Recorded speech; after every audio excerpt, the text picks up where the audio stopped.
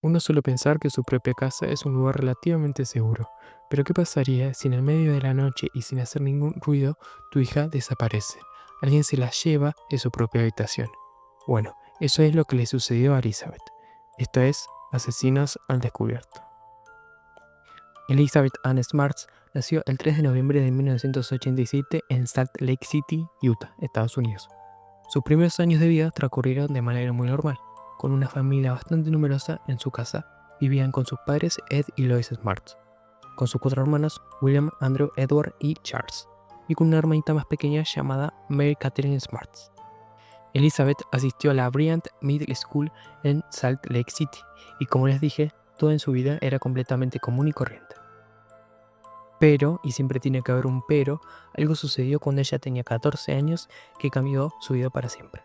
El 5 de julio de 2002, en mitad de la noche, un hombre con una túnica y una barba bastante larga entró en la casa de la familia Smart, y sus intenciones claramente no eran nada buenas.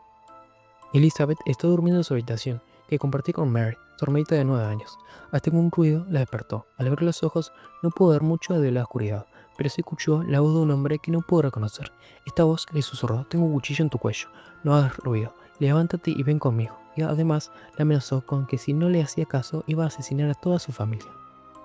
Ella automáticamente miró para la cama al lado, donde estaba su hermanita, y aunque parecía estar durmiendo, en realidad se estaba haciendo la dormida. Con 9 años estaba siendo testigo de todo lo que estaba pasando, pero claramente sin poder hacer nada. Elizabeth no quería que le pase nada a su hermanita, ni al resto de su familia, entonces, junto al hombre, abandonó su casa. En las primeras horas del secuestro, la policía pensó que en la casa de la familia Smarts había ocurrido una tragedia y que la familia estaba tratando de encubrirla.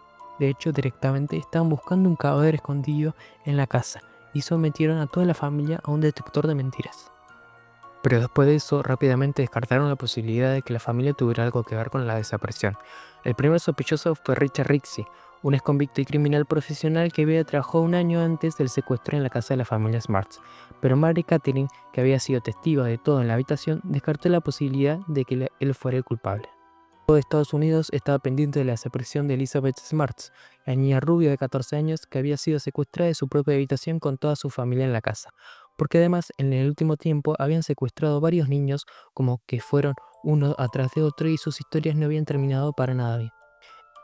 Ed Smart, el padre, estuvo dando 2 conferencias de prensa al día, pidiendo ayuda, a veces hasta con lágrimas en los ojos, para poder recuperar a su hija, pero aún así nada. Ya al cabo de varios meses, sin ningún tipo de noticias, sin que nadie vea nada, sin ningún tipo de información, digamos que empezaron a perderse las esperanzas y muchos pensaban que Elizabeth estaba muerta. Pero ahora bien, pasamos a qué es lo que pasó cuando el secuestrador se la llevó de su casa. Caminaron aproximadamente 5 kilómetros y mientras iban para ese lugar, para el lugar donde él la estaba llevando, el hombre de túnica y de barba larga le dijo que allí también la estaba esperando su mujer. Elizabeth, digamos que sintió un alivio, una tranquilidad al saber que iba a estar con una mujer también con ellos. Pero esa sensación no iba a durar mucho tiempo. Cuando finalmente llegaron a este lugar, que era una especie de campamento, y vio a la mujer, se dio cuenta de que ella no estaba ahí ni para ayudarla ni para protegerla. Podía sentir que era una persona oscura.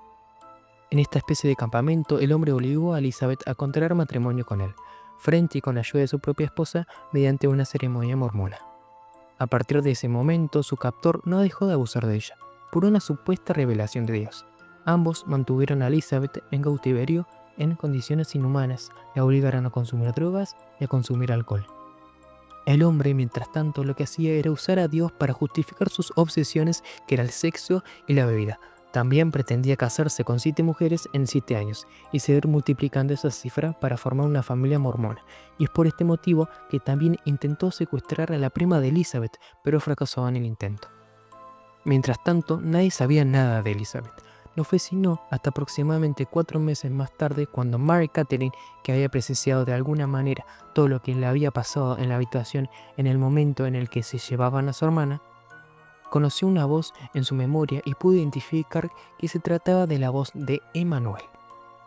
Pero bien, ¿quién es Emmanuel? Resulta que era un vagabundo que la familia Smarts vio en la calle pidiendo ayuda y a quien la madre de Elizabeth le había ofrecido dinero y trabajo.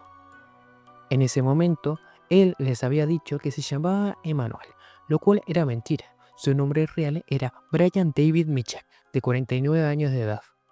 Este hombre alcanzó a trabajar como jardinero por un día en la casa de los Smarts, lo que le permitió de alguna manera planificar un secuestro casi perfecto. Era alguien que se autodominaba profeta y que siempre predicaba a favor de los vagabundos. Bueno, después de hacer un retrato de este hombre, el rostro de Mitchell empezó a recorrer los medios de todo el país. Mientras tanto, Elizabeth, como Brian Mitchell y su esposa Wanda Price, estuvieron moviéndose de un lado a otro para no ser descubiertos ni para levantar ningún tipo de sospecha, pero siempre relativamente cerca de donde vivía la familia. Fueron meses donde Elizabeth sufrió una manipulación psicológica muy pero muy extrema, para que no hablara con nadie, para que no buscara ningún tipo de forma para escaparse y para que tuviera miedo de pedir ayuda. Y lo más frustrante de todo es que ella pudo ser rescatada en múltiples ocasiones. Pero el miedo de que Mitchell llevara a cabo sus amenazas de asesinarla y de asesinar a su familia la dejaban paralizada.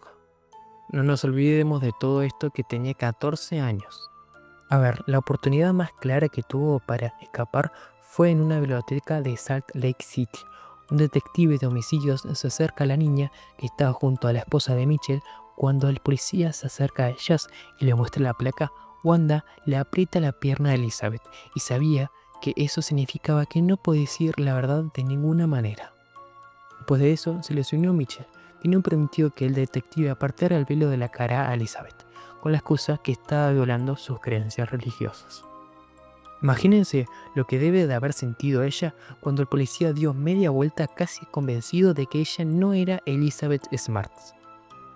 Claramente, este encuentro con el detective hizo que tanto Mitchell como su esposa se plantearan escapar de Salt Lake City. Tenían en mente ir a alguna ciudad alejada como puede ser San Diego, como Boston o como Nueva York. Al final, en octubre de 2002, se movieron a San Diego, pero Elizabeth sabía que cuanto más tiempo se alejara de la ciudad, menos probabilidades de volver a ver a su familia iba a tener. Entonces sabía que tenía que hacer algo. Decidió darle a Mitchell una cucharada de su propia medicina. Comenzó a manipularlo diciendo que Dios le estaba hablando a ella, tal como supuestamente lo hacía con él. Todo para que él la escuche porque era la única manera de que él le prestara atención a lo que dijera. Era si incluía la palabra de Dios en alguna frase. Seguido de eso, le confesó haber tenido una revelación que era que tenía que volver a Salt Lake City y que Dios quería que rezaran por eso. Ya en el momento de las plegarias, Elizabeth incluyó, digamos, algunas oraciones que terminaron de convencer a sus secuestradores. Volvieron a Salt Lake City, pero ya habían pasado bastantes meses. Elizabeth prácticamente ya había perdido todas las esperanzas. Hasta que un 12 de marzo de 2003, mientras estaban con Mitchell y con Wanda en un supermercado, unas personas reconocieron la cara de Mitchell porque estaban en las noticias, porque habían estado en todos los medios y llamaron a la policía. El hombre, como ya les dije, no estaba solo, lo acompañaba su mujer Wanda y una tercera persona, cubierta con un velo, con gafas y con una peluca gris, una persona que a simple vista parecía una anciana. Le preguntaron varias cosas, pero Elizabeth siguió respondiendo lo que sus secuestradores le habían dicho, lo que tenía que decir, como que le habían armado las respuestas a las posibles preguntas, hasta que uno de los policías le dijo: bueno, si eres Elizabeth Smart, tienes que saber que tu familia te extraña y te quiere mucho. ¿No quieres volver a casa con tu familia? En ese preciso momento, a Elizabeth no le importaron ni las amenazas ni cualquier tipo de consecuencia que podía llegar a tener. Lo único que quería era volver a su casa una vez por todas. Así fue como le dijo que ella sí era Elizabeth Smarts y que tenía miedo. Tenía miedo que su familia pensara que había hecho algo malo o que se fue de su casa por su cuenta. Finalmente, Brian Mitchell fue condenado a cadena perpetua y su esposa Wanda a 15 años de prisión. Los cargos fueron por abuso sexual, por secuestro agravado y por robo. Afortunadamente, más allá de todo el infierno y todo lo que tuvo que pasar, siendo tan chica, Elizabeth Smarts logró rehacer su vida y hoy en día es una famosa activista de defensa de las víctimas de abuso y las personas desaparecidas. Además de formar una familia, publicó libros, dio charlas y tiene una fundación a su nombre. You are faced with a trial. Don't give up. Don't surrender. Move forward because you never know what you'll be able to do with it. You'll never know the lives you'll be able to touch. Y bueno, eso es todo por hoy. Gracias por ver. Esto fue Asesinos al Descubierto.